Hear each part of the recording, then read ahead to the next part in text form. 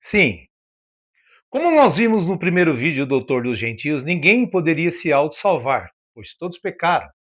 A Bíblia, o batismo, a igreja, o dízimo não salvam, ou qualquer tipo de organização ou caridade. Disse Jesus em João capítulo 5 ao 38 aos judeus: examinai as escrituras, porque cuidais ter nela a vida eterna, elas testificam de mim. E os judeus, em João 6, 28 e 29, perguntam para Jesus: o que faremos para realizar as obras de Deus? Jesus responde: a obra de Deus é que vocês creiam naquele que ele enviou. Portanto, todo aquele que foi salvo por meio da fé em Jesus e pelo poder da sua ressurreição, jamais deve anular a prerrogativa dele como Salvador, pela dúvida.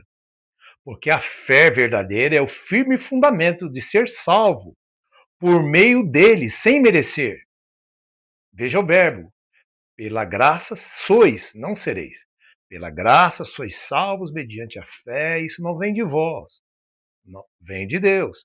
Não vem pelas obras para que ninguém se ache melhor que o outro ou se glorie. Jesus asseverou que quem crê em mim tem a vida eterna, passou da morte para a vida, em João 6,47. Os nossos pecados não anulam a vida de Deus em nós ou a obra da salvação que está em Cristo. Quando o pecado identificado pelas Escrituras é confessado, o mesmo sangue que nos salvou é o sangue que nos purifica dos pecados. Porque se dissermos que não temos pecados, fazemos a Deus mentiroso e a verdade não está em nós. Se confessarmos nossos pecados, ele é fiel e justo. E cada pecado perdoado glorifica ainda mais a obra de Cristo na cruz. Alguns dirão: mas haverá um julgamento. Para os que estão em Cristo Jesus, este julgamento já foi feito, quando ele foi acusado falsamente pelos líderes da religião judaica, os líderes da religião judaica, pelo povo que pedia crucifica, pelo Estado romano e sentenciado injustamente à morte em lugar de um homicida, Barrabás. Ali estava nos substituindo judicialmente em juízo como réu, a fim de que nós fôssemos livres ou forros. Nenhuma condenação há para aqueles que estão em Cristo Jesus. Quem recebeu um dia a salvação pela fé tem a vida dada pelo Espírito Santo, não está morto espiritualmente. As obras que fazemos foram feitas de antemão, preparadas em Cristo, para que andássemos nelas, a fim de, por meio delas, agradecer a salvação. São ações de graça, não para se salvar. Quando um dos nossos apóstolos, Tiago, usando a figura de um cadáver, mostra que assim como um corpo sem espírito está morto, também a fé sem obras é morta, não está dizendo que se não fizermos a obra, estamos espiritualmente mortos.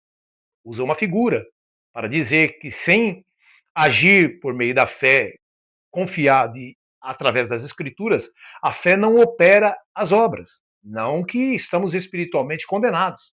Se nós não fomos salvos então por obras, então deveremos fazer más obras para que a graça de Deus seja mais abundante? De maneira nenhuma. Se tenho consciência pelas escrituras que algo é pecado, devo confessar e deixar. Porque se torna a reincidir várias vezes, ou mais de que uma vez, de Deus não se zomba. Tudo que o homem planta, irá colher. Você tem, então, consciência, deve confessar e deixar, a fim de que não colha a semeadura do pecado. Porém, a pior obra que uma pessoa pode fazer é não crer em Jesus. Ele mesmo disse do pecado porque não crê em mim. Mas para os que já creram, é atribuir às obras o meio de salvação, escarnecendo assim da obra de Cristo na cruz, que sofreu amargamente para gerar a salvação e consumá-la.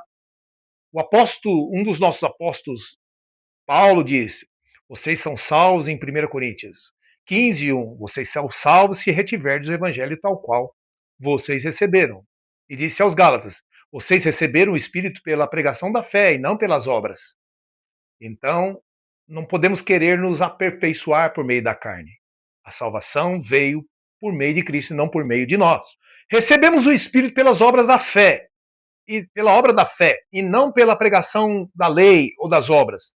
A fé nesse evangelho, e aqueles que guardaram ela até o fim receberão a herança eterna.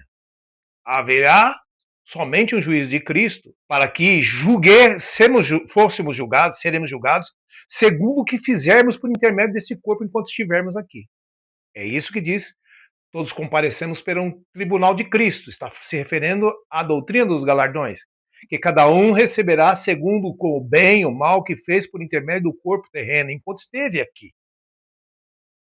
Nesse quesito, haverá luzes diferentes umas das outras, umas mais gloriosas do que as outras.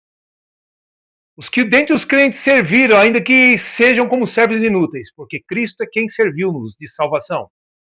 E aqueles que andarem e conduzirem muitos à justiça, brilharão sempre e eternamente, porque Jesus Cristo é a ressurreição e a vida.